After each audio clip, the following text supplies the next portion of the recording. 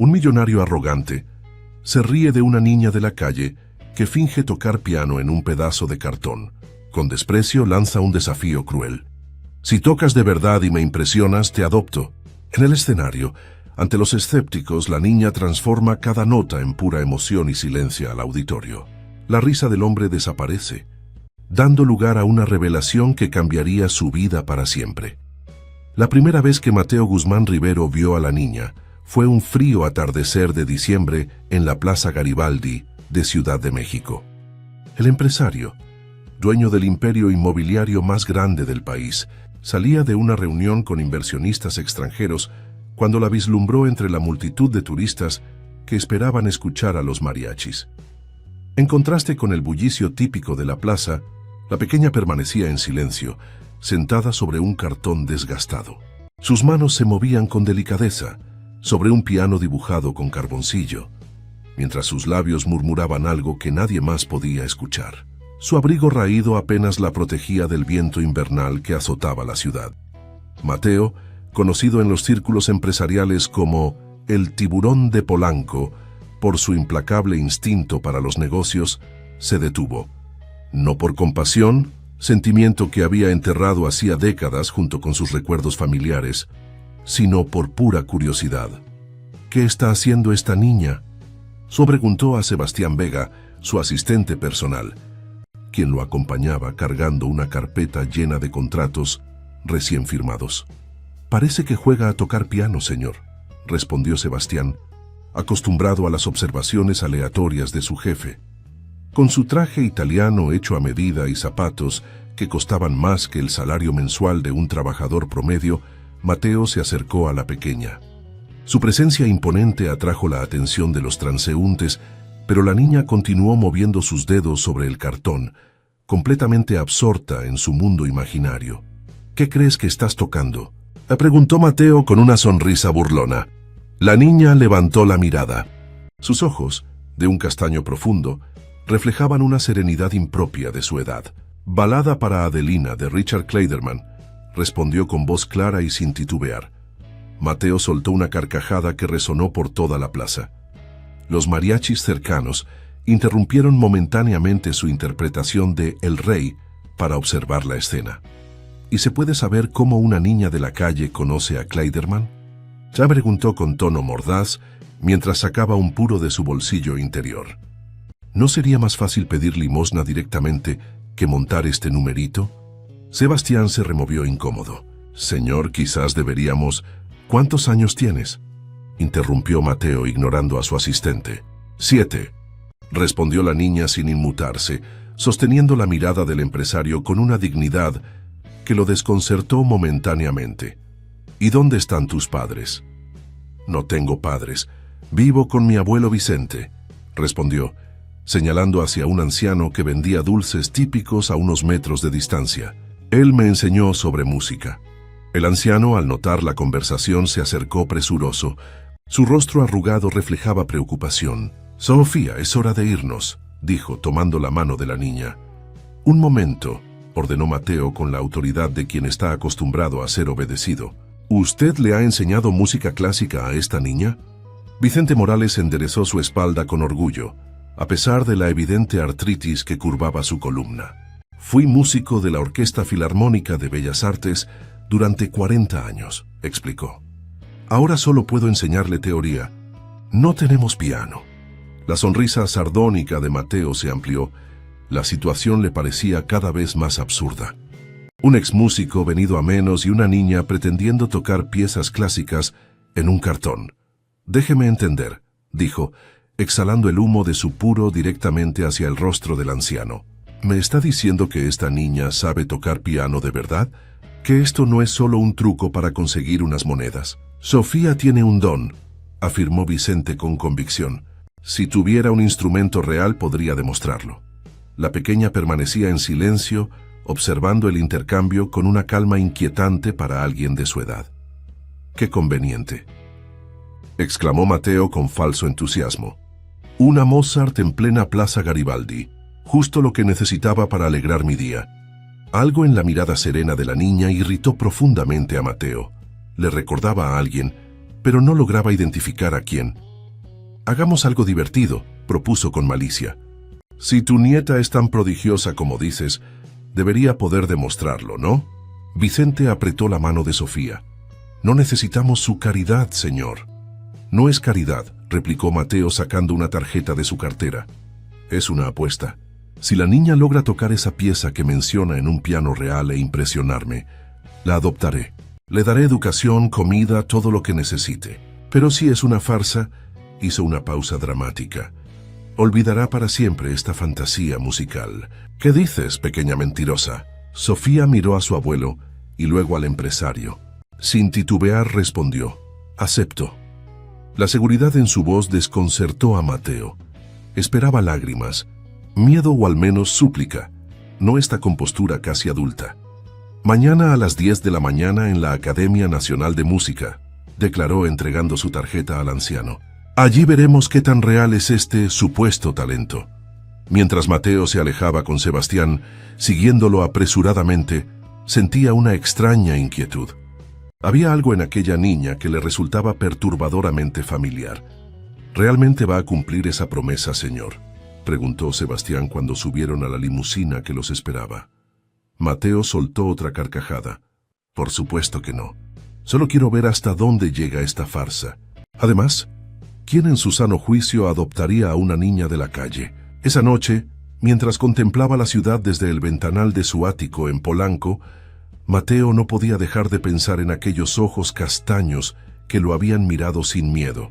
Le recordaban a alguien de su pasado, alguien a quien había intentado olvidar durante 30 años. Margarita, murmuró, pronunciando por primera vez en décadas el nombre de su hermana. Un nombre que había prohibido mencionar en su presencia desde aquel fatídico diagnóstico que destrozó a su familia. Mientras tanto, en un pequeño apartamento del barrio de Tepito, Vicente arropaba a Sofía en la única cama que compartían. ¿Estás segura de querer hacer esto, mi niña?, se preguntó con preocupación. Sofía asintió con determinación. Es él, abuelo. Lo reconocí por las fotos que mamá guardaba. Es el momento que ella estuvo esperando. La Academia Nacional de Música resplandecía bajo el sol matutino cuando la limusina negra de Mateo se detuvo frente a su majestuosa entrada.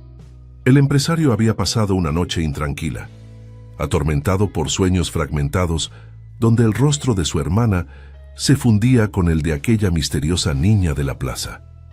Sebastián, asegúrate de que todo esté listo, ordenó mientras ajustaba su corbata de seda. Quiero a los mejores profesores de la academia como testigos de esta farsa. Ya está todo arreglado, señor, respondió su asistente. El director Enrique Domínguez y 3 maestros de piano nos esperan en el auditorio principal. Les dije que era una audición privada para una posible beca. Mateo sonrió complacido. No solo desmentiría a la pequeña impostora, sino que lo haría frente a autoridades musicales que validarían su punto. El vestíbulo de mármol resonaba con notas dispersas provenientes de las salas de práctica. Estudiantes con instrumentos bajo el brazo se detenían para observar al famoso empresario, cuya presencia en aquel santuario artístico resultaba tan incongruente como un lobo en una pradera de corderos. Al entrar al auditorio, Mateo constató que Sebastián había cumplido sus órdenes a la perfección. En primera fila aguardaban 4 figuras solemnes. El director Domínguez, un hombre de cabello plateado y postura aristocrática, y 3 profesores de aspecto severo. Señor Guzmán, qué honor inesperado, saludó el director extendiendo su mano. Su asistente mencionó una audición especial, pero no especificó los detalles. Pronto lo entenderá, respondió Mateo con un gesto displicente. Aguardemos a nuestros invitados especiales. Exactamente a las 10, las puertas del auditorio se abrieron. Vicente entró con paso inseguro, sujetando firmemente la mano de Sofía. La niña, con el mismo abrigo raído del día anterior, contemplaba el magnífico piano de cola en el centro del escenario con una expresión indescifrable. Llegan puntuales, comentó Mateo señalando el escenario. Les presento al maestro Domínguez y a 3 de los profesores más prestigiosos de esta institución. Vicente inclinó respetuosamente la cabeza. Maestro Domínguez, es un honor. Solíamos tocar juntos en la filarmónica. aunque dudo que me recuerde. Vicente Morales, segundo violín. El director entrecerró los ojos escrutando el rostro del anciano. ¿Morales? ¿El protegido de Jiménez? Por supuesto que lo recuerdo. Un músico excelente hasta que tuvo que retirarse. Mateo interrumpió el momento de reconocimiento con un gesto impaciente. Estamos aquí para una prueba muy específica. Esta niña dice ser capaz de interpretar la balada para Adelina de Kleiderman. Yo sostengo que es imposible que una niña de su condición pueda hacerlo. Los profesores intercambiaron miradas de escepticismo. La más anciana de ellos, una mujer de aspecto severo, se dirigió a Sofía con tono condescendiente. «Pequeña, ¿has estudiado piano formalmente?» Sofía negó con la cabeza. «Mi abuelo me ha enseñado teoría musical, y mi madre me mostraba vídeos antes de...» Vicente apretó suavemente la mano de su nieta interrumpiéndola. «Sofía tiene memoria fotográfica para la música. Puede reproducir lo que escucha una sola vez». «Memoria eidética musical», murmuró uno de los profesores. «Extremadamente rara en niños». «Basta de charla», sentenció Mateo perdiendo la paciencia. «Vine a probar un punto, no a escuchar teorías sobre talentos imaginarios. Niña, sube al escenario y demuestra lo que dices saber hacer. O admite que es una mentira y terminemos con esta pantomima». Sofía miró a su abuelo, quien asintió levemente.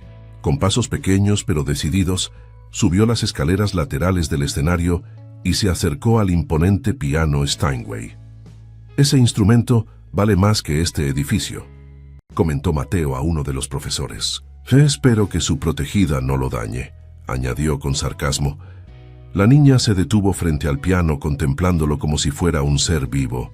Acarició suavemente la madera pulida antes de sentarse en el banquillo, que resultaba demasiado alto para ella. El director Domínguez, conmovido por la evidente reverencia de la pequeña hacia el instrumento, se acercó para ajustar la altura.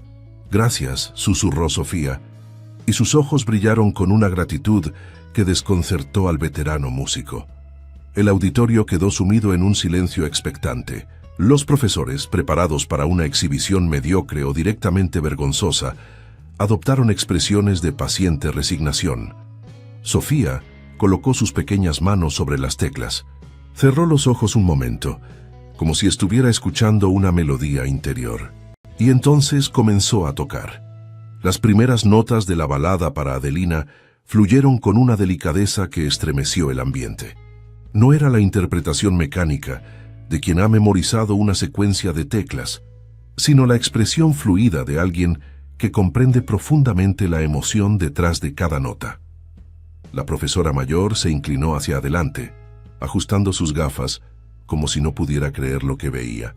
El director Domínguez se llevó una mano al pecho, y Mateo, que había mantenido su sonrisa burlona durante los primeros compases, sintió cómo se desvanecía, reemplazada por una expresión de absoluto desconcierto. La interpretación de Sofía trascendía la técnica. Cada matiz, cada sutil cambio de tempo, revelaba una comprensión musical imposible para su edad. La melodía adquiría en sus manos una dimensión casi narrativa, como si contara una historia de pérdida y esperanza. Mateo sintió un nudo en la garganta. La música lo transportaba a su infancia, a los domingos por la mañana cuando su madre tocaba el piano, y Margarita, su hermana pequeña, se sentaba a su lado, fascinada por el movimiento de sus dedos sobre las teclas. Recuerdos que había reprimido durante décadas surgían ahora con una claridad dolorosa. La pieza llegó a su conclusión con un diminuendo tan delicado que pareció evaporarse en el aire. Durante varios segundos, nadie en el auditorio se atrevió a romper el hechizo con un aplauso. Fue el sollozo ahogado de la profesora mayor lo que rompió el silencio. «Dios mío», murmuró secándose una lágrima, «en 40 años enseñando nunca había...». El director Domínguez se acercó al escenario. «Sofía, ¿puedes tocar algo más para nosotros?». La niña asintió y sin mediar pausa, sus dedos comenzaron a danzar nuevamente sobre el teclado. Esta vez era Chopin, un nocturno tan complejo que los profesores intercambiaron miradas de asombro. La técnica era imperfecta.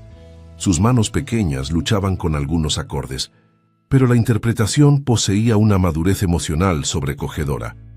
Vicente observaba a su nieta con orgullo silencioso, pero sus ojos se desviaban ocasionalmente hacia Mateo estudiando su reacción. El empresario permanecía inmóvil, con la mirada fija en la pequeña figura del escenario. Su rostro, habitualmente una máscara de control, mostraba ahora una vulnerabilidad que su asistente jamás había presenciado. Cuando la última nota se extinguió, el auditorio estalló en aplausos. Los profesores se habían puesto de pie y el director Domínguez se acercó a Sofía con los ojos húmedos. «Pequeña, tienes un don extraordinario», declaró, tomando sus manos entre las suyas. «Debemos hablar sobre tu futuro musical». Mateo se levantó abruptamente de su asiento.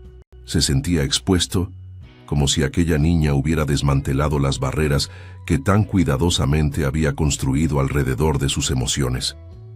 «Sebastián, trae el coche», ordenó dirigiéndose hacia la salida. «Señor Guzmán», lo llamó Vicente. Su voz firme a pesar de su fragilidad física. Hizo una promesa. Mateo se detuvo en seco. Los profesores y el director observaban la escena con confusión. «No sé qué clase de truco es este», dijo finalmente, girándose hacia el anciano, «pero tendrá que explicármelo con detalle». El despacho privado de Mateo en la Torre Guzmán dominaba el horizonte de Santa Fe, el distrito financiero más exclusivo de Ciudad de México. A través de los enormes ventanales se apreciaba un atardecer espectacular que teñía de naranja y púrpura los rascacielos circundantes, pero el empresario permanecía ajeno a la belleza del paisaje. Sentados frente a él, Vicente y Sofía aguardaban en silencio. La niña, con las manos recogidas sobre su regazo, observaba con curiosidad tranquila los numerosos premios empresariales que decoraban las paredes. Vicente, por su parte, sostenía con manos temblorosas un sobre amarillento. «Quiero explicaciones», exigió Mateo, sirviendo un vaso de whisky sin ofrecer nada a sus visitantes. «¿Quién les enseñó sobre mí? ¿Quién los envió? ¿Cuánto dinero esperan conseguir con este numerito?»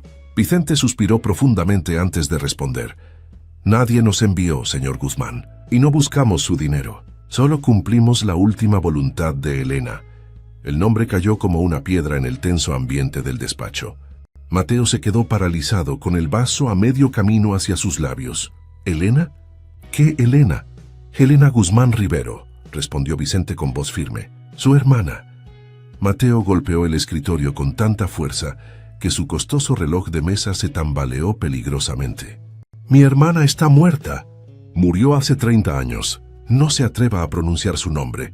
Sofía, sin inmutarse ante el arrebato, habló por primera vez desde que entraron al despacho. «Mamá decía que dirías eso. Dijo que te negaste a visitarla en el hospital cuando los médicos le dieron el diagnóstico de leucemia». La precisión del comentario dejó a Mateo momentáneamente sin palabras. Era cierto. Se había negado a visitar a su hermana menor cuando le diagnosticaron la enfermedad. No podía soportar verla deteriorarse como había ocurrido con su madre años antes. En lugar de enfrentar el dolor, se había sumergido en sus estudios de administración, construyendo un imperio a base de distanciarse de cualquier emoción. «Elena no murió entonces», continuó Vicente con suavidad. «Respondió al tratamiento. Cuando intentó contactarte años después, tu secretaria le dijo que habías dado órdenes estrictas de no recibir llamadas suyas». Otra verdad incómoda. Mateo se dejó caer pesadamente en su sillón ejecutivo. «Pretende que crea que mi hermana estuvo viva todos estos años y nunca lo supe». Vicente extrajo del sobre amarillento varias fotografías que depositó sobre el escritorio. «Elena se casó conmigo hace 15 años. Yo era profesor de música en el Conservatorio de Veracruz. Allí nos conocimos cuando ella buscaba clases de piano. Nunca dejó de seguir tu carrera, Mateo. Guardaba cada recorte de periódicos sobre tus logros empresariales». Mateo examinó las fotografías con manos temblorosas. En ellas aparecía una mujer de mediana edad, indudablemente Elena junto a Vicente. En algunas imágenes sostenía a una bebé. Su sonrisa era exactamente como la recordaba. Si esto es cierto, ¿dónde está ella ahora? ¿Por qué enviaría a su hija a montar este espectáculo en lugar de venir ella misma? La mirada de Vicente se ensombreció. Elena enfrentó una recaída hace 3 años. Esta vez, los tratamientos no funcionaron. Antes de partir, Me hizo prometer que cuando Sofía cumpliera 7 años te encontraríamos. Mateo sintió que el suelo se movía bajo sus pies. La confirmación de que su hermana realmente había partido lo golpeó con una fuerza que no esperaba. Durante décadas se había convencido de que Elena había desaparecido en su adolescencia.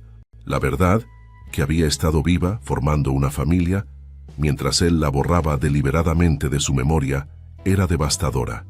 ¿Por qué esperar a que la niña tuviera 7 años? ¿Por qué no antes? ¿O después? Sofía, con una madurez desconcertante, respondió: porque a los 7 años comenzaste a tocar piano. Tío Mateo, mamá quería que me conocieras cuando tuviera la misma edad en que descubriste la música. El uso de tío provocó un escalofrío en la espalda de Mateo. Contempló a la niña con nuevos ojos, buscando en sus rasgos algo de su hermana, la forma de los ojos, definitivamente. Y aquella serenidad era tan propia de Elena. ¿Cómo puedo saber que esto no es una elaborada estafa?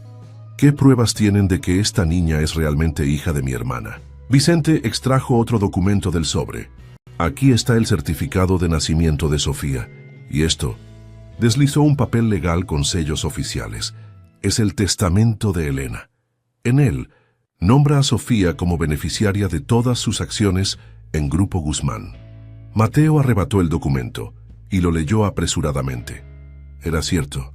Elena había ido adquiriendo discretamente acciones de su empresa durante años, nunca en cantidad suficiente para llamar la atención, pero sumadas representaban casi un 5% del total, una fortuna considerable.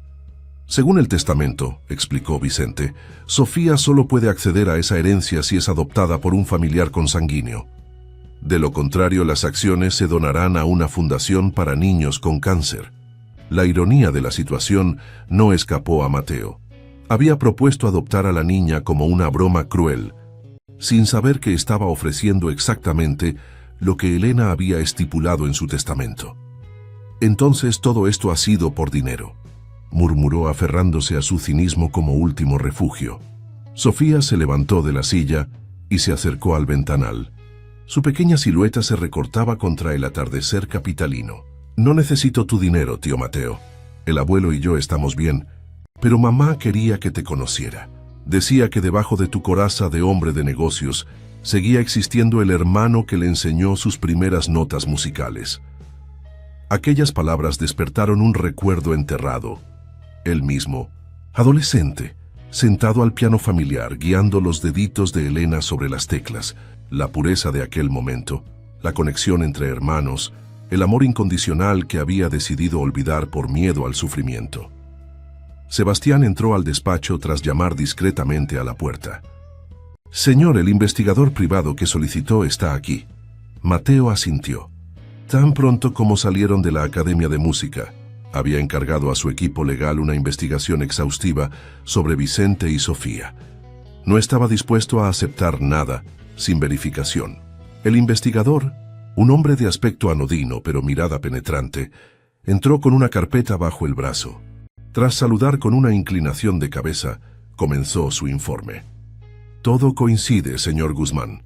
Vicente Morales, 68 años, ex violinista de la Filarmónica Nacional, actual vendedor ambulante y vigilante nocturno en un estacionamiento de Tepito. Viudo de Elena Guzmán Rivero, fallecida hace 3 años por complicaciones de leucemia. Sofía Morales Guzmán, 7 años, sin escolarización formal pero con educación en casa.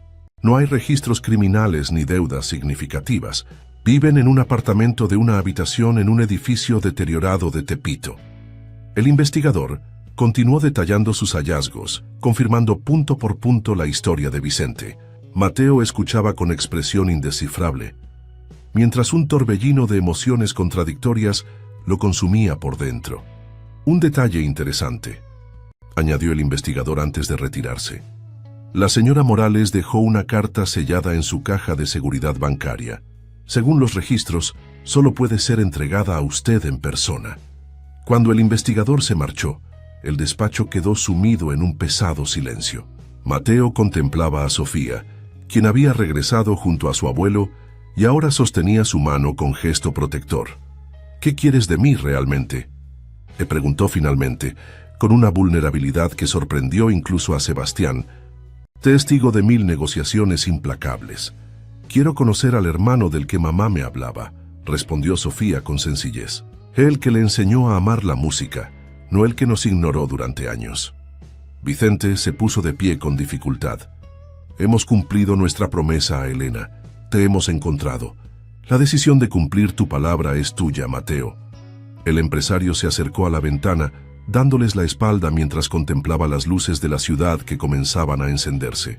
Por primera vez en décadas, sentía que las barreras que había construido alrededor de sus emociones se desmoronaban.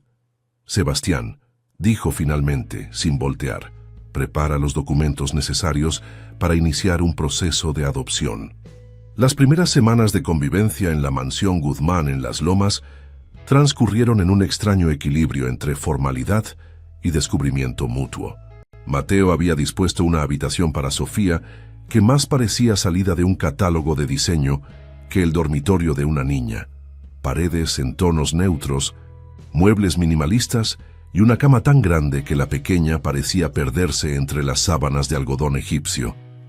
Para Vicente, Mateo había acondicionado la casa de huéspedes en el jardín trasero, respetando su deseo de mantener cierta independencia. El anciano había aceptado la oferta con dignidad, agradeciendo la consideración, pero dejando claro que seguiría trabajando. «No necesito su caridad, señor Guzmán», había dicho. «He trabajado toda mi vida y no pienso detenerme ahora». Mateo había respetado su decisión, aunque ordenó a Sebastián que cancelara discretamente el contrato de vigilante nocturno. «Dígale al dueño del estacionamiento que le seguirá pagando el doble, pero que don Vicente ya no tiene que presentarse». Mantener el orgullo del anciano era importante, pero no a costa de su salud. Aquella mañana de domingo, Mateo contemplaba desde la terraza cómo Sofía exploraba el jardín. La niña se detenía frente a cada planta, cada flor, con la misma concentración absorta que mostraba al tocar el piano. El piano. Mateo había encargado un Yamaha de cola, que ahora ocupaba un lugar prominente en la sala principal. Pero curiosamente, Sofía apenas lo había tocado desde su llegada. «El desayuno está servido». «Señor», anunció Dolores, el ama de llaves que llevaba 20 años al servicio de la familia Guzmán, y que observaba con mal disimulada curiosidad los cambios en la mansión. «Gracias, Dolores. Por favor, avise a Sofía y a don Vicente». Mientras bajaba las escaleras hacia el comedor, Mateo se detuvo frente al retrato familiar que colgaba en el rellano. El mismo a los 18 años, sus padres y una Elena adolescente de sonrisa luminosa. Lo había mantenido allí como única concesión al pasado, una imagen congelada de lo que alguna vez fue su familia. «Se parece mucho a ti», dijo Vicente, que subía las escaleras con paso lento. Elena siempre decía que tenían la misma mirada determinada. Mateo carraspeó incómodo ante la observación. «El desayuno está listo». El comedor, diseñado para banquetes de 20 comensales, parecía absurdamente grande para 3 personas. Mateo presidía la mesa por costumbre, mientras Sofía y Vicente ocupaban lugares a ambos lados. El silencio solo era interrumpido por el tintineo de los cubiertos contra la porcelana. «¿Has visitado el banco?», preguntó Vicente finalmente, rompiendo la tensión. Mateo dejó la taza de café sobre el platillo con cuidado estudiado. «Aún no. Los abogados están gestionando los documentos preliminares para la adopción. Hasta que el proceso esté más avanzado, el banco no me entregará la carta de Elena». Sofía, que había estado concentrada en cortar meticulosamente su fruta, levantó la mirada. «¿Puedo ir hoy a la escuela de música?». La pregunta tomó a Mateo por sorpresa.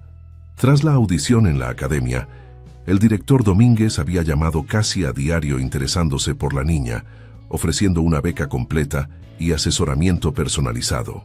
Mateo había postergado cualquier decisión, abrumado por los cambios en su vida. «¿Es eso lo que quieres?», preguntó estudiando el rostro sereno de su sobrina. «Mamá decía que el talento sin educación es como un pájaro sin alas», respondió Sofía. «Necesito aprender técnica adecuada». Vicente sonrió con orgullo. Elena siempre fue práctica, incluso en sus metáforas. Algo se removió en el interior de Mateo. El pragmatismo de la niña, tan similar al suyo propio, le resultaba desconcertante en alguien tan joven. Pero había también una pureza en su ambición, una ausencia total de cálculo que contrastaba dolorosamente con la persona en que él se había convertido. «Llamaré al director Domínguez mañana», concedió. «Pero antes necesito saber más sobre ti, Sofía, sobre tu vida con Elena, sobre si realmente soy quien digo ser», completó la niña con una madurez que hizo estremecer a Mateo. El empresario tuvo la decencia de parecer avergonzado. «Los documentos parecen estar en orden, pero entiendes que es una situación inusual».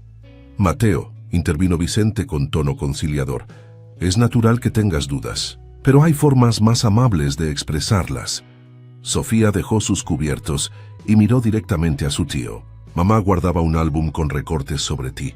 Cada vez que aparecías en una revista o periódico, lo añadía.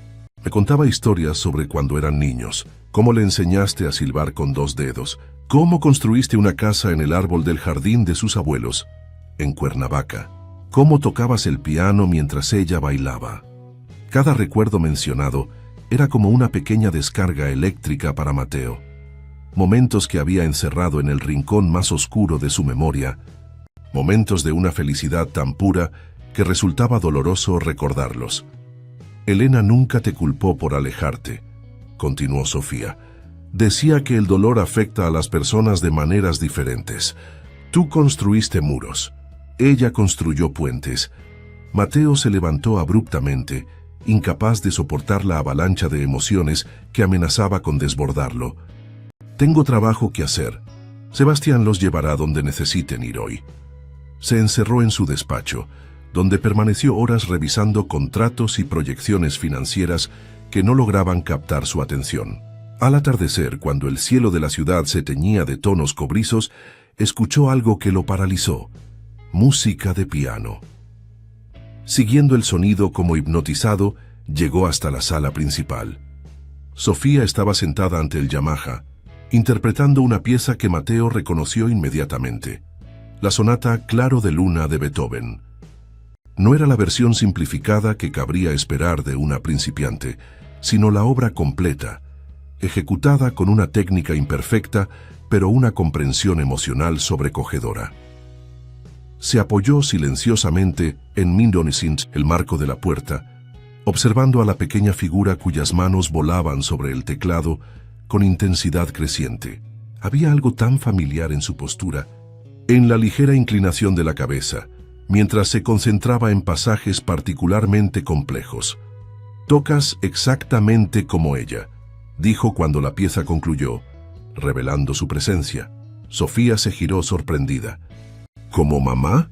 «No», respondió Mateo acercándose lentamente al piano. «Como mi madre, tu abuela, tenía la misma manera de atacar los acordes en los momentos dramáticos». Se sentó junto a Sofía en el banquillo, contemplando las teclas sin atreverse a tocarlas. Este era su movimiento favorito. Lo tocaba los domingos por la mañana, mientras preparaban el desayuno. Con movimientos tentativos como si despertara músculos dormidos durante décadas, Mateo posó sus dedos sobre el teclado. Las primeras notas surgieron tímidas, imprecisas, pero gradualmente fueron ganando seguridad. No era la interpretación de un virtuoso, sino la de alguien que regresa a un hogar largamente abandonado. Sofía observaba con fascinación las manos de su tío, reconociendo en ellas las mismas que su madre había descrito tantas veces. Cuando Mateo concluyó la frase musical, ella continuó naturalmente, como si ambos hubieran ensayado juntos durante años. Durante unos minutos mágicos, tío y sobrina tocaron alternándose, completando las frases del otro, tejiendo un diálogo musical que trascendía las palabras. Vicente, que había entrado silenciosamente a la sala, contemplaba la escena con lágrimas en los ojos. Cuando la pieza terminó, Mateo permaneció inmóvil, con las manos suspendidas sobre el teclado. El silencio que siguió estaba cargado de significado. «Nunca dejaste de tocar, ¿verdad?», preguntó Sofía suavemente. «Sí y no», respondió Mateo. «Dejé de tocar para otros. Pero a veces, cuando nadie puede escucharme, es la única forma en que puedo recordarla sin que duela demasiado». En ese momento, el teléfono de Mateo vibró. Al comprobar la pantalla, Su expresión se tensó. Disculpen, debo atender esta llamada. Se alejó hacia el pasillo, pero no lo suficiente como para que Vicente no captara fragmentos de la conversación. ¿Estás seguro, Javier? ¿Cuándo llegó? No quiero que te acerques a ellos todavía. Necesito tiempo para... Sí, manténme informado de cualquier movimiento. Cuando regresó a la sala, su rostro había recuperado la máscara de control empresarial. Sebastián pasará a recogerlos mañana a las 9 para llevarlos a la academia. He hablado con el director Domínguez y está encantado de recibir a Sofía como alumna especial. La transición abrupta desconcertó a la niña, que buscó con la mirada a su abuelo. Gracias, Mateo, respondió Vicente, estudiando con preocupación el cambio en la actitud del empresario. ¿Ocurre algo? Asuntos de negocios, respondió secamente. Nada que deba preocuparlos. Aquella noche, mientras Sofía dormía, Vicente se encontró con Mateo en la terraza. El empresario contemplaba la ciudad con un vaso de whisky en la mano, su silueta recortada contra el horizonte iluminado. ¿Quién es Rodrigo?, preguntó sin preámbulos. Mateo se tensó visiblemente. ¿Dónde escuchaste ese nombre? Elena lo mencionaba a veces. Decía que era la única persona a quien temías. Rodrigo Guzmán es mi tío, respondió Mateo tras un largo silencio. El hermano menor de mi padre, y acaba de regresar a México. El restaurante Cardenal, en el corazón del centro histórico, era famoso por sus desayunos tradicionales y su clientela selecta. Esa mañana, sin embargo, los habituales comensales de negocios y turistas adinerados se veían eclipsados por la presencia de un hombre que captaba todas las miradas sin proponérselo. Rodrigo Guzmán Rivero, a sus 65 años, conservaba el magnetismo y la elegancia peligrosa que lo habían convertido en leyenda durante los años 80. Vestido impecablemente con un traje azul marino hecho a medida. A su cabello plateado perfectamente peinado, contrastaba con el bronceado perpetuo de quien pasa los inviernos en paraísos tropicales. Señor Guzmán, qué honor tenerlo de vuelta, saludó el maître con reverencia excesiva. Su mesa preferida está lista como siempre. Rodrigo correspondió con una sonrisa calculada que no alcanzaba sus ojos, fríos como obsidianas. Gracias, Miguel. ¿Mi invitado ha llegado? Lo está esperando, señor. En efecto, en la mesa más discreta del restaurante, con vista privilegiada al zócalo, pero protegida de miradas curiosas, aguardaba Javier Montero, exdetective convertido en investigador privado. El hombre se puso de pie nerviosamente al ver aproximarse a Rodrigo. Don Rodrigo, un placer verlo después de tantos años. Siéntate. Javier, ordenó Rodrigo mientras un camarero se apresuraba a acomodar su silla. ¿Qué has averiguado sobre mi sobrino y su repentino interés en la paternidad? El investigador extrajo discretamente una carpeta de su maletín. Es tal como sospechaba. Mateo está iniciando trámites de adopción para una niña llamada Sofía Morales Guzmán. Según los documentos que he podido consultar, es hija de Elena Guzmán Rivero. Rodrigo congeló el gesto con la taza de café a medio camino de sus labios. ¿Elena? Imposible. Mi sobrina murió hace 30 años. Al parecer no, don Rodrigo. Sobrevivió al cáncer y vivió hasta hace 3 años. Se casó con un músico llamado Vicente Morales y tuvieron una hija, Sofía. La noticia pareció afectar genuinamente a Rodrigo, que permaneció en silencio mientras asimilaba la información. Su relación con la familia de su hermano había sido compleja. Adoraba a Elena, la única que nunca lo juzgó por sus negocios turbulentos. La noticia de su partida prematura había sido uno de los pocos golpes emocionales que realmente lo habían afectado. ¿Y qué tiene que ver esto con Mateo?, preguntó finalmente, recuperando su compostura. Javier extrajo más documentos. Elena dejó un testamento. Todas sus acciones en Grupo Guzmán pasan a su hija, pero con una condición. Debe ser adoptada por un familiar consanguíneo. Los ojos de Rodrigo brillaron con interés renovado. ¿Acciones? ¿Qué porcentaje? Casi un 5% del total. Rodrigo soltó un silbido bajo. Mi inteligente sobrina. Debí imaginar que no se iría sin dejar su huella. Tras un momento de reflexión preguntó, ¿quién más conoce estos detalles? Los abogados de Mateo, obviamente. Y hay un notario, González Fuentes, que maneja la documentación del testamento.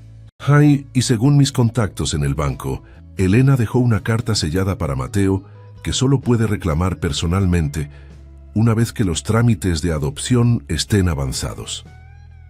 Rodrigo tamborileó sus dedos sobre la mesa, gesto que Javier reconoció como señal de que su mente trabajaba a toda velocidad, evaluando ángulos y posibilidades. ¿Qué sabemos de la niña?, preguntó finalmente. 7 años educada en casa, prodigio musical según la Academia Nacional. Vive actualmente en la mansión de Mateo junto con su abuelo, Vicente Morales, exmúsico de la Filarmónica. Rodrigo asintió lentamente, una sonrisa calculadora formándose en sus labios. Interesante, muy interesante. Necesito conocer a esta pequeña heredera. Mientras tanto, en la Academia Nacional de Música, Sofía concluía su primera clase formal de piano. El profesor García, reconocido por su exigencia implacable, había mantenido una expresión impenetrable durante toda la sesión, corrigiendo ocasionalmente la postura de la niña o la colocación de sus manos sobre el teclado. Técnicamente, necesitas mucho trabajo, declaró cuando la clase terminó. Pero tu interpretación tiene alma, Sofía. No puedo enseñarte eso. Es un don. La niña recibió el cumplido con una seriedad que contrastaba con su edad. Gracias, maestro. Trabajaré en mi técnica. Vicente, que había observado la clase desde un rincón del aula, se acercó con orgullo evidente. ¿Qué te pareció tu primera clase formal, pequeña? Antes de que Sofía pudiera responder, la puerta del aula se abrió. Mateo entró con paso decidido, seguido por el director Domínguez. Lamento interrumpir, se disculpó. Pero necesitamos regresar a casa inmediatamente. La urgencia en su voz alarmó a Vicente. ¿Ocurre algo?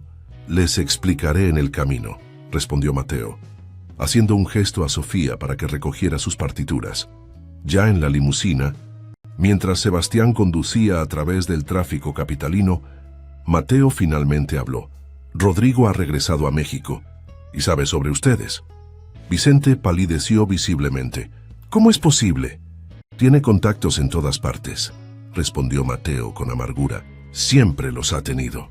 Sofía, sentada entre ambos, observaba el intercambio con atención. ¿Quién es Rodrigo y por qué te preocupa tanto, tío Mateo?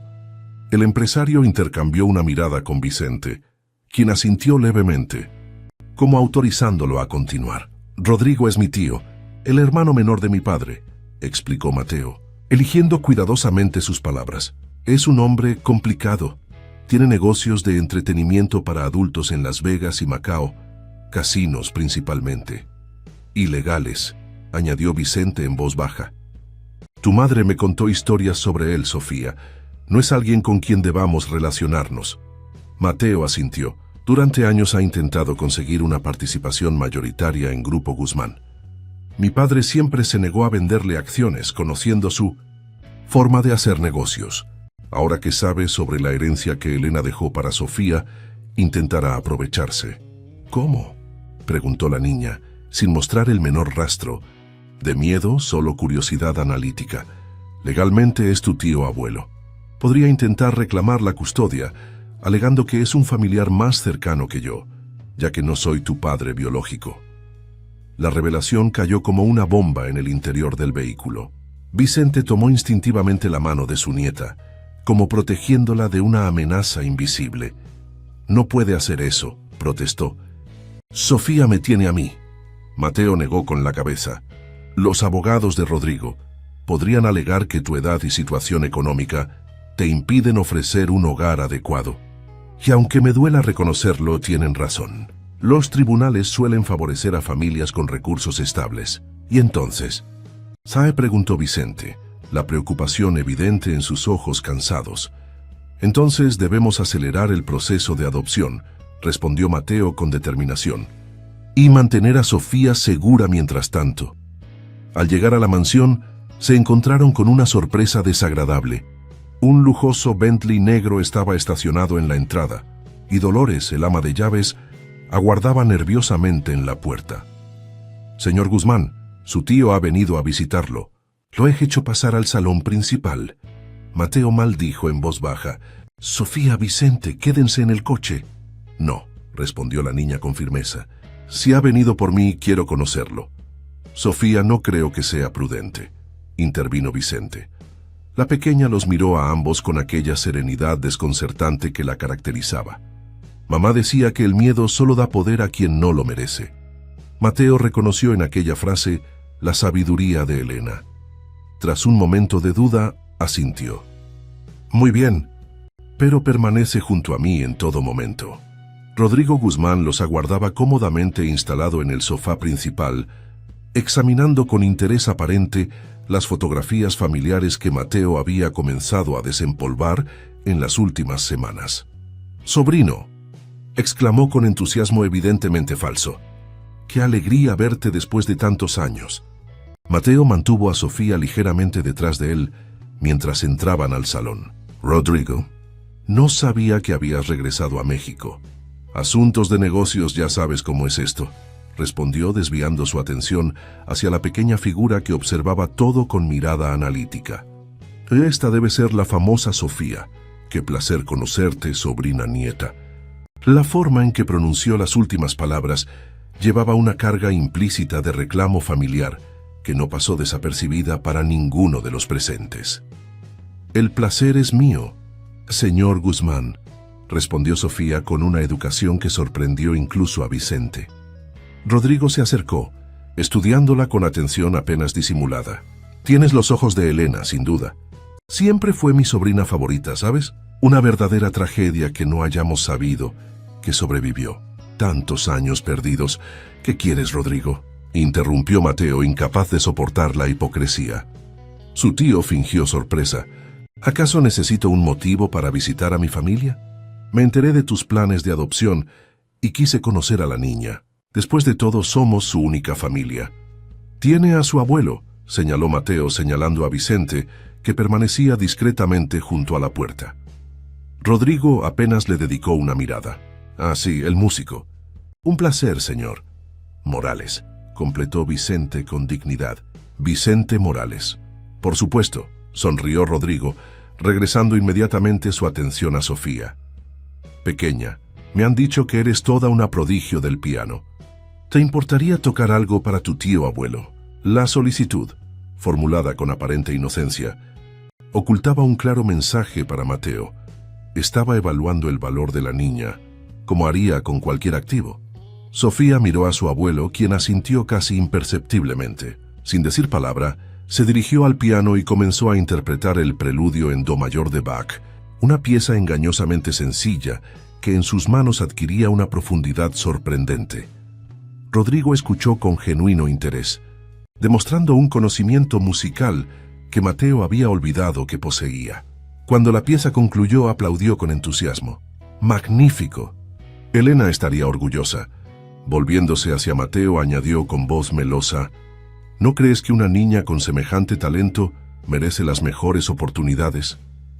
Conservatorios en Europa, tutores privados, conciertos internacionales». La insinuación era clara. Mateo mantuvo la compostura, aunque por dentro sentía crecer la furia. «Sofía tendrá todo lo que necesite. Conmigo». Rodrigo se limitó a sonreír, sacando una tarjeta de su bolsillo que depositó sobre el piano.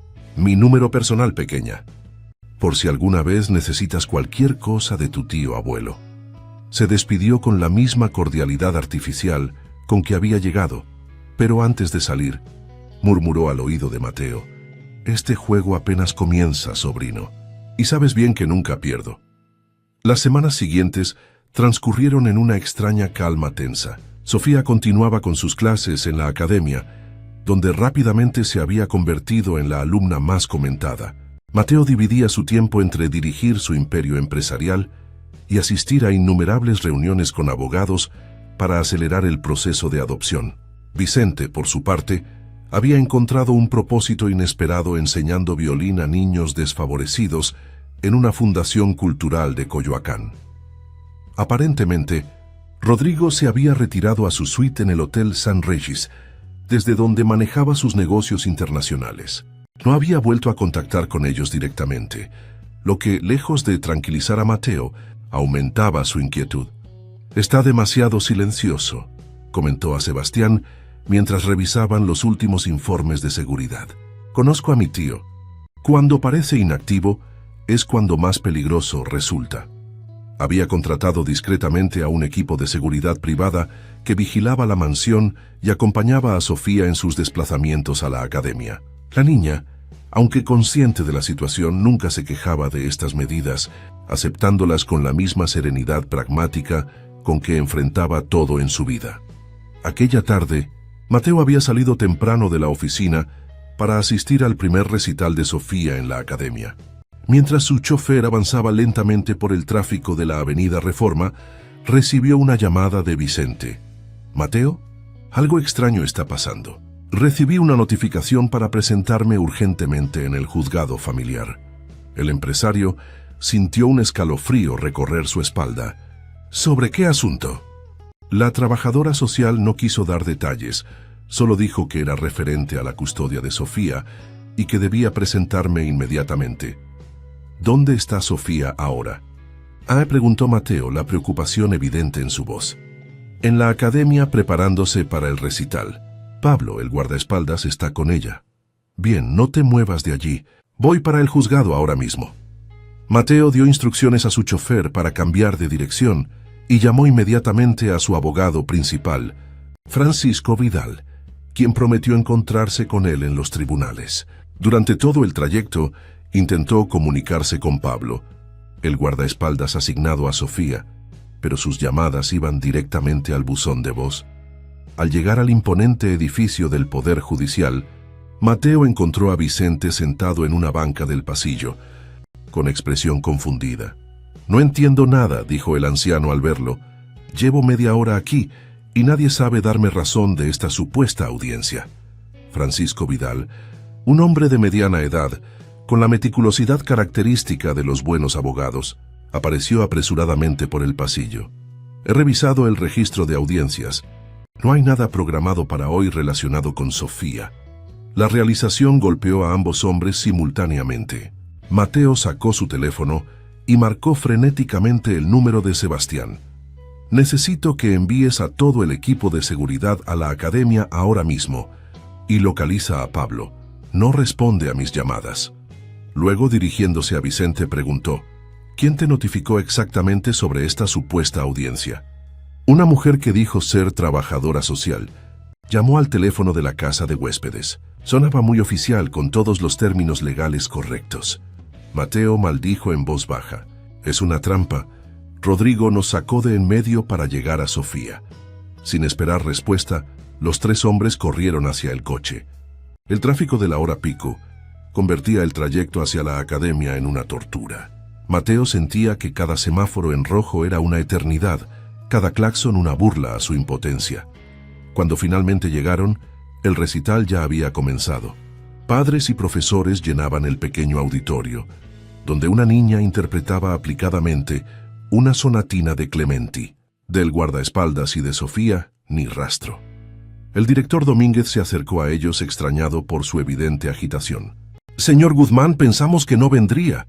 Sofía se retiró hace unos 20 minutos. Dijo que usted había enviado a alguien a recogerla. La sangre de Mateo se heló. «¿Quién vino por ella?» «Un hombre de traje que presentó una autorización firmada por usted». También mostró una placa. «Creo que era federal. ¿Y Pablo, el guardaespaldas?» El director pareció confundido. «¿Se refiere al joven que siempre la acompaña?» Recibió una llamada y salió apresuradamente unos minutos antes. Parecía una emergencia. Vicente se dejó caer en una silla, el color abandonando su rostro. «La tienen».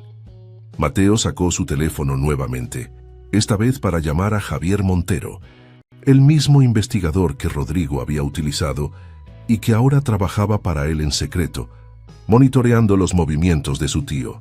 «Necesito saber dónde está Rodrigo ahora mismo», exigió sin preámbulos. La respuesta llegó casi inmediatamente. «Acaba de abordar su jet privado en el hangar de Santa Lucía. Destino declarado: Las Vegas». Mateo cortó la llamada y miró a Francisco y Vicente. «Se la lleva a Estados Unidos. Si cruza la frontera con ella, será casi imposible recuperarla legalmente. El abogado asintió, comprendiendo la gravedad de la situación. Necesitamos una orden judicial inmediata y alertar a las autoridades fronterizas. No hay tiempo para eso, respondió Mateo. Santa Lucía está a menos de una hora. Tenemos que llegar antes de que despeguen. Vicente se puso de pie con determinación renovada. Vamos entonces. El trayecto hacia la base aérea de Santa Lucía, situada en las afueras de la ciudad, fue una carrera contrarreloj. Mateo utilizó todas sus influencias para que les permitieran el acceso sin demora, mencionando secuestro infantil y tráfico de menores para acelerar la respuesta de las autoridades. Al llegar a la zona de hangares privados, divisaron el elegante jet, con el emblema de las empresas Guzmán en la cola. La escalerilla estaba desplegada y varios hombres de aspecto serio, claramente guardaespaldas, vigilaban el perímetro. «Quédese en el coche, don Vicente», indicó Mateo, evaluando la situación. «Si esto se complica, necesito que esté a salvo para Sofía». El anciano asintió, aunque la impotencia se reflejaba en su mirada. Francisco Vidal, con la serenidad de quien está acostumbrado a batallas legales, sacó unos documentos de su maletín. «Tengo los papeles provisionales de custodia que firmó el juez Ordóñez la semana pasada. No son una adopción completa, pero legalmente establecen que Sofía está bajo su responsabilidad». Mateo tomó los documentos y, acompañado por 2 agentes de seguridad aeroportuaria que habían acudido a su llamada, se dirigió hacia el avión. Uno de los guardaespaldas de Rodrigo intentó interceptarlos, pero la presencia de los oficiales lo hizo reconsiderar. Al pie de la escalerilla, Mateo fue recibido por una figura familiar, Pablo, el guardaespaldas asignado a Sofía, con una expresión que mezclaba vergüenza y resolución. «Lo siento, señor Guzmán.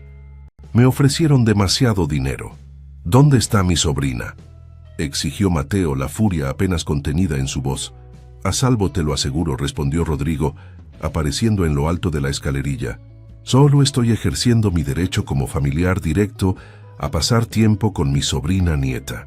«No tienes ningún derecho sobre ella», replicó Mateo, mostrando los documentos de custodia. «Legalmente está bajo mi responsabilidad». Rodrigo descendió lentamente los escalones, con la confianza de quien siempre ha conseguido salirse con la suya. «Documentos provisionales, sobrino, fácilmente impugnables, especialmente considerando tu historial como tutor. ¿Cuántos niños has criado? ¿Cuántas relaciones estables has mantenido? Los tribunales de Nevada verán con mejores ojos a un empresario respetado con residencia estable que a un soltero workahólico». «Los tribunales de Nevada no tienen jurisdicción aquí», intervino Francisco. «Y lo que está haciendo se llama secuestro». Rodrigo soltó una carcajada. «Secuestro». Sofía subió voluntariamente al avión cuando le expliqué que la llevaría a conocer la Filarmónica de Los Ángeles. «Estoy ofreciéndole oportunidades, Mateo, no prisión». «¿Dónde está?», insistió Mateo, avanzando amenazadoramente hacia su tío. Como respuesta a su pregunta, Sofía apareció en la puerta del avión. Vestía un elegante conjunto que claramente no era suyo y observaba la escena con expresión inescrutable. «Sofía», le exclamó Mateo, «¿estás bien?». La niña asintió levemente. «El señor Rodrigo dice que me llevará a América a estudiar en un conservatorio famoso».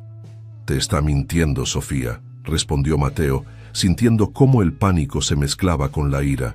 «Solo quiere usarte para conseguir las acciones que tu madre dejó para ti». Rodrigo mantuvo su sonrisa confiada. «Qué acusación tan terrible, sobrino. Estoy ofreciéndole a Sofía todas las oportunidades que tú, ocupado con tus empresas, jamás podrías darle». Los agentes aeroportuarios, incómodos ante la situación, intercambiaron miradas de duda. Sin una orden judicial clara de detención, la custodia provisional que ostentaba Mateo no era suficiente para impedir que Rodrigo, como familiar directo, viajara con la niña si ésta aparentemente consentía. Sofía descendió lentamente los escalones, colocándose entre ambos hombres. Con una madurez desconcertante, miró primero a Rodrigo y luego a Mateo. «Tío Mateo, ¿por qué quieres adoptarme realmente?», preguntó con voz clara. «¿Es por las acciones de mamá o porque realmente me quieres en tu vida?». La pregunta, formulada con la brutal honestidad infantil, Golpeó a Mateo como una bofetada. Durante un momento, todos los presentes contuvieron la respiración, aguardando su respuesta. Al principio, comenzó Mateo, la voz quebrada por la emoción, al principio tal vez fue por obligación, por una promesa hecha sin pensar, pero ahora se arrodilló para quedar a la altura de Sofía, ignorando cómo se arrugaba su traje de diseñador sobre el asfalto. Ahora no puedo imaginar mi vida sin ti, Sofía. Eres lo único que me queda de Elena.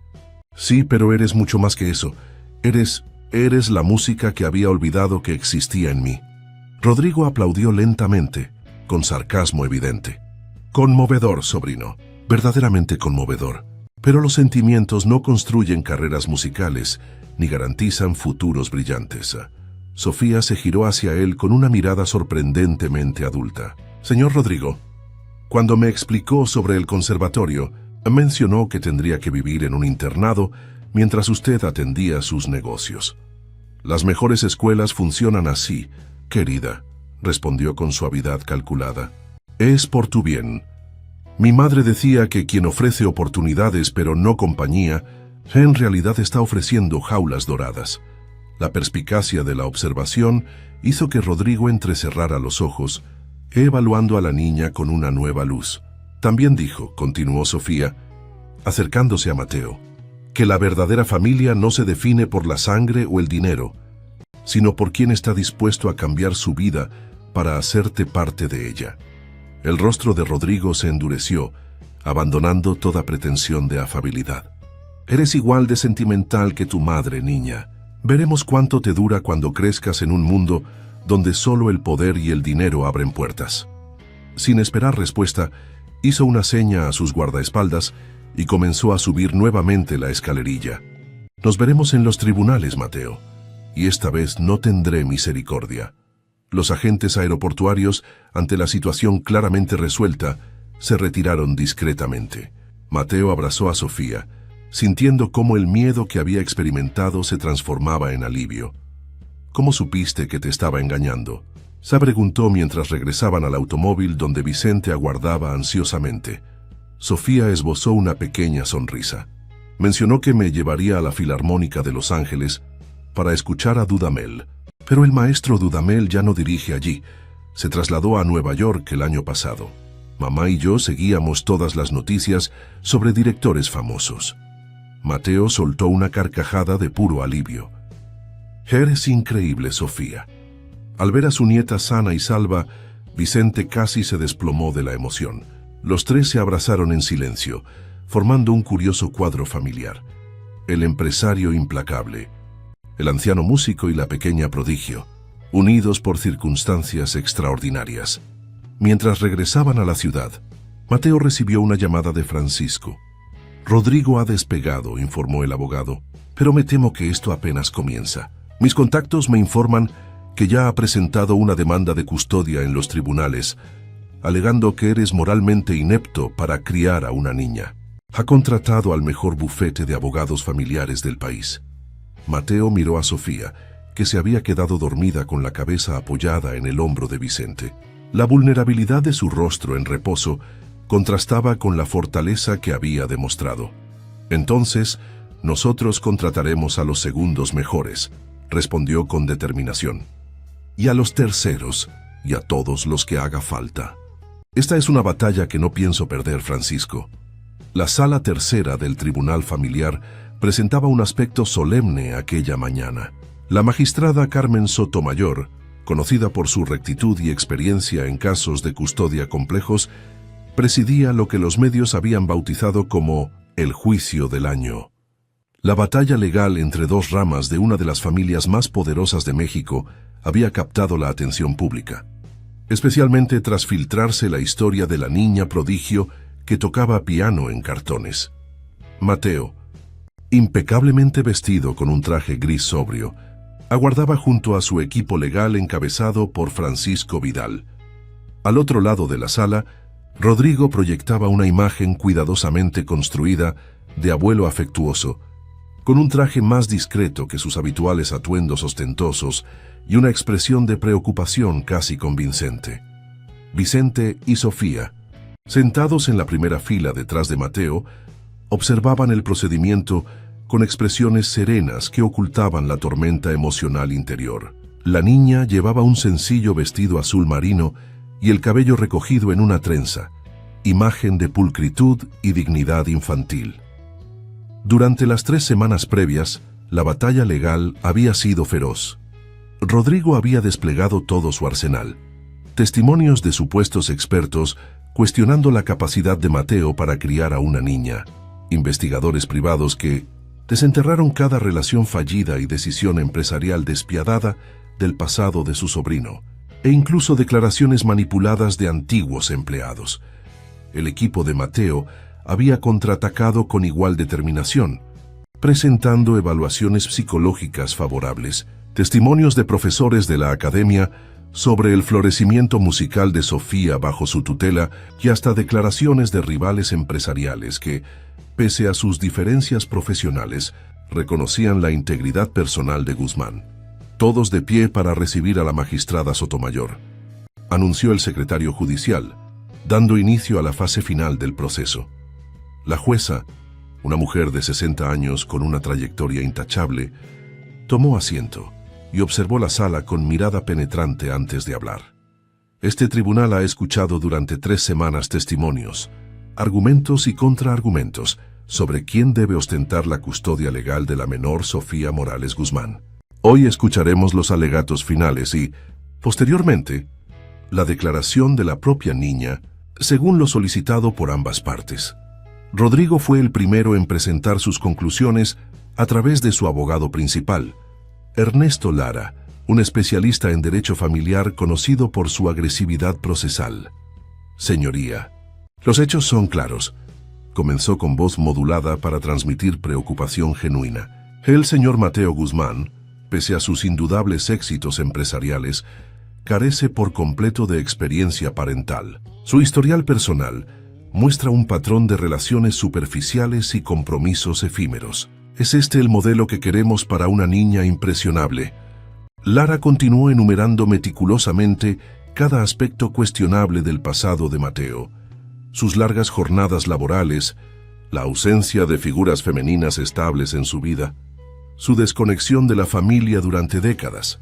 En contraste, mi cliente, don Rodrigo Guzmán, ofrece estabilidad, experiencia vital y los recursos necesarios para nutrir el extraordinario talento musical de Sofía.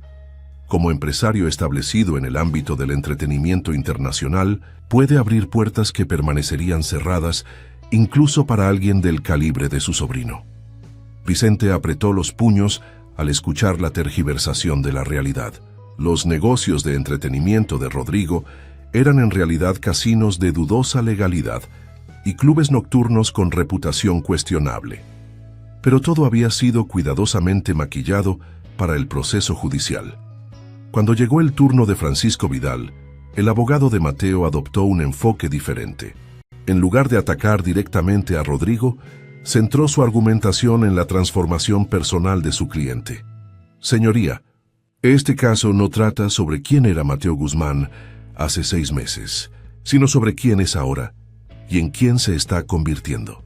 La llegada de Sofía a su vida ha catalizado un cambio profundo que cualquier observador imparcial puede constatar. Presentó como evidencia el nuevo horario laboral de Mateo, reducido para acomodarse a las necesidades de Sofía, las adaptaciones en su hogar, su asistencia regular a las clases y recitales de la niña, que incluso su regreso a la práctica del piano, actividad abandonada décadas atrás. Pero más allá de estos cambios externos, señoría, lo fundamental es el vínculo auténtico que se ha desarrollado entre ambos. Un vínculo basado no en la obligación legal o el interés económico, sino en el reconocimiento mutuo y el afecto genuino. La magistrada Sotomayor escuchó ambos alegatos con expresión neutral, tomando notas ocasionales. Cuando los abogados concluyeron, anunció: el tribunal desea escuchar ahora a la menor Sofía Morales Guzmán. Dado su corta edad y la naturaleza del caso, la audiencia será privada en mi despacho, con la sola presencia de la psicóloga judicial, Dara Martínez. Antes de seguir a la jueza, Sofía miró a Vicente y Mateo. El anciano le dedicó una sonrisa de ánimo, mientras que Mateo asintió levemente, un gesto sobrio que, sin embargo, transmitía toda su confianza en ella. La sala permaneció en tenso silencio durante los 40 minutos que duró la entrevista privada. Cuando finalmente la magistrada regresó, acompañada por la psicóloga y Sofía, algo había cambiado en su expresión. La frialdad profesional había dado paso a una mirada más cálida, casi conmovida. «Este tribunal está listo para emitir su fallo», anunció una vez que todos ocuparon sus lugares. Antes, sin embargo, la doctora Martínez presentará su evaluación profesional de la entrevista con la menor. La psicóloga, una mujer de aspecto sereno y mirada inteligente, se adelantó. «Señoría, en mis 20 años de experiencia evaluando a menores en casos de custodia, rara vez he encontrado a una niña con la claridad emocional y madurez de Sofía. A su solicitud, le pedí que explicara cómo entiende ella el concepto de familia».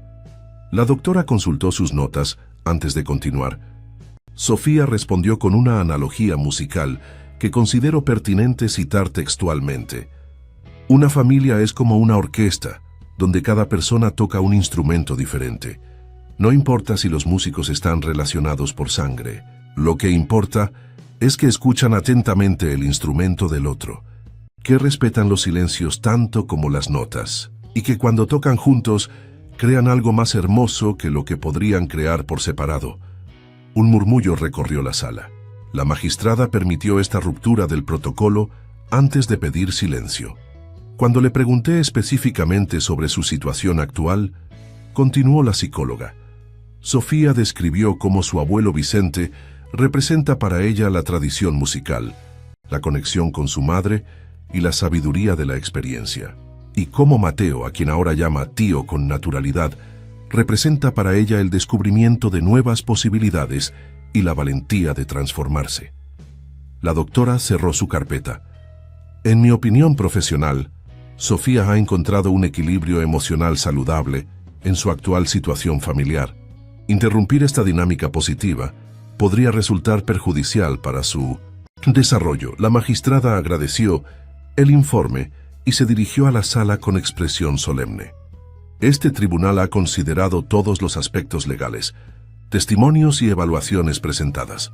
El bienestar de la menor Sofía Morales Guzmán ha sido y será nuestra única prioridad».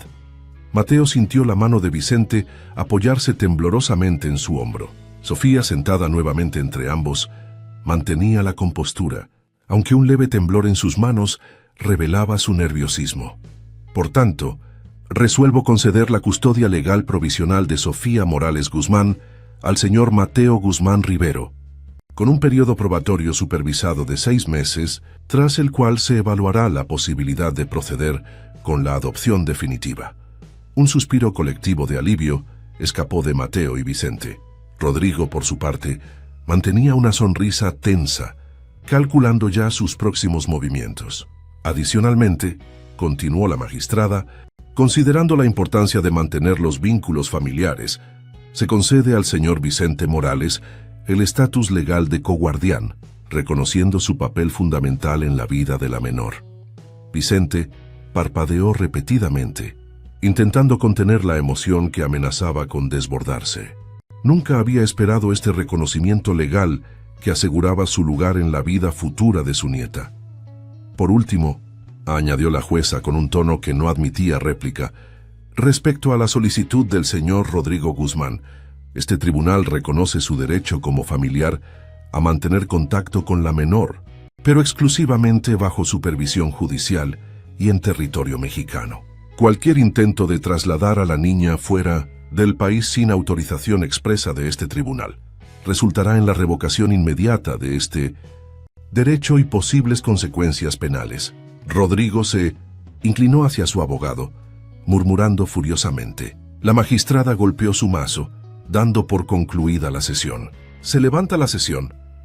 Los detalles de la supervisión y evaluación serán comunicados a las partes en los próximos días». Mientras la sala comenzaba a vaciarse, Rodrigo se acercó a Mateo con una sonrisa que no alcanzaba sus ojos. «Disfruta tu victoria temporal, sobrino. Sabes bien que esto no ha terminado». Mateo sostuvo su mirada sin intimidarse. «Se acabó, Rodrigo. Por una vez en tu vida reconoce la derrota con dignidad. Dignidad, siseó su tío. ¿Me habla de dignidad quien construyó un imperio pisoteando a competidores? No seas hipócrita, Mateo.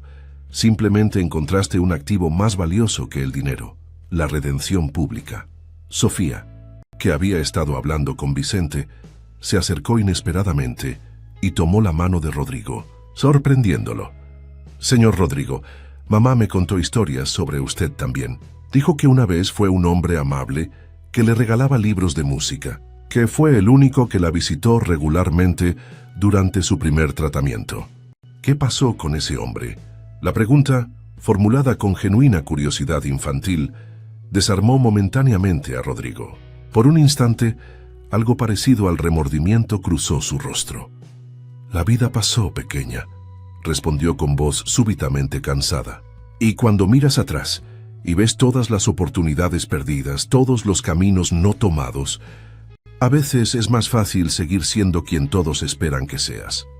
Con un último asentimiento hacia Sofía, se alejó seguido por su séquito legal.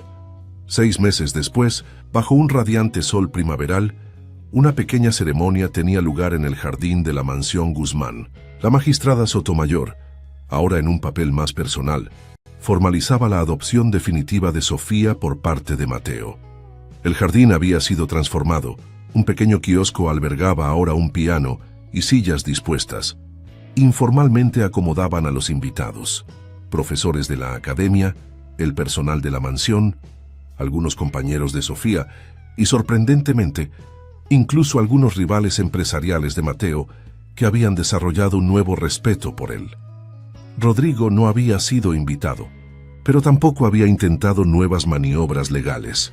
Según los informes de Javier Montero, ahora en nómina oficial de Mateo, el viejo zorro de los negocios se había retirado a su villa en Macao, aparentemente aceptando la derrota, al menos temporalmente. Tras la breve ceremonia legal, Mateo tomó la palabra. Hace exactamente 1 año, me encontré con una niña que tocaba piano en un cartón, en plena Plaza Garibaldi. Creí que era una estrategia para conseguir limosnas. Resultó ser una lección de vida que cambiaría mi existencia para siempre. Se giró hacia Sofía, resplandeciente en un sencillo vestido blanco. Gracias a ti he recuperado no solo el recuerdo de Elena, sino también partes de mí mismo que creía perdidas. La música, la capacidad de asombro, la valentía de ser vulnerable. Vicente, apoyado en un elegante bastón, regalo de Mateo, añadió con voz emocionada: y yo he ganado una familia cuando pensaba que mis días de pertenecer a algo más grande habían terminado. Sofía avanzó hacia el piano instalado en el kiosco. He compuesto algo especial para hoy, anunció con su habitual serenidad. Se titula Familia. Las primeras notas surgieron cristalinas en el aire primaveral.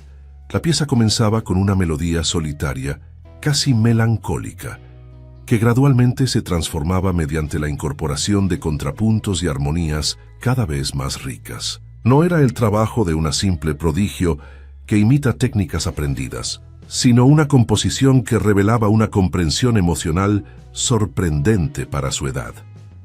Mientras la música fluía, Mateo reflexionaba sobre el extraordinario giro que había dado su vida. De ser un hombre dedicado exclusivamente a acumular poder y riqueza, se había convertido en el padre adoptivo de una niña excepcional y en compañero de vida de un anciano músico. Una familia improvisada, imperfecta, pero auténtica. Cuando Sofía interpretó los acordes finales, un silencio reverente precedió a los aplausos entusiastas. La niña se acercó a Mateo y Vicente, que la recibieron con abrazos. «Tengo algo para ustedes», dijo extrayendo de su bolsillo un sobre amarillento. «Mamá me pidió que se lo entregara cuando estuviéramos realmente unidos como familia». Mateo reconoció inmediatamente la caligrafía de Elena en el exterior del sobre, donde había escrito simplemente «para cuando la música regrese». Con manos temblorosas, abrió la carta y leyó en voz alta: «Queridos Mateo, Vicente y Sofía, si están leyendo esto juntos, significa que mi pequeño plan ha funcionado. Mateo, siempre supe que bajo tu coraza de empresario despiadado seguía latiendo el corazón del hermano que me enseñó a amar la música. Vicente, mi amor, Gracias por cumplir tu promesa de cuidar nuestro mayor tesoro.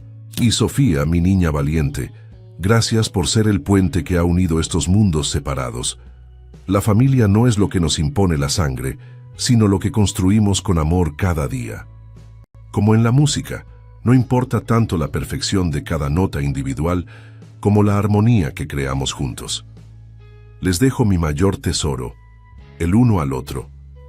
Cuídense, quiéranse, y sobre todo nunca dejen que la música se apague nuevamente. Con amor eterno, Elena. Cuando Mateo terminó de leer, las lágrimas corrían libremente por su rostro. No intentó ocultarlas, como hubiera hecho el hombre que era un año atrás. Ahora comprendía que la verdadera fortaleza no estaba en suprimir las emociones, sino en permitirse sentirlas plenamente. Creo que merece un brindis, propuso Vicente, mientras el personal servía champán para los adultos y jugo de frutas para los más jóvenes. Por Elena, dijo Mateo, levantando su copa, que incluso desde lejos supo exactamente lo que necesitábamos.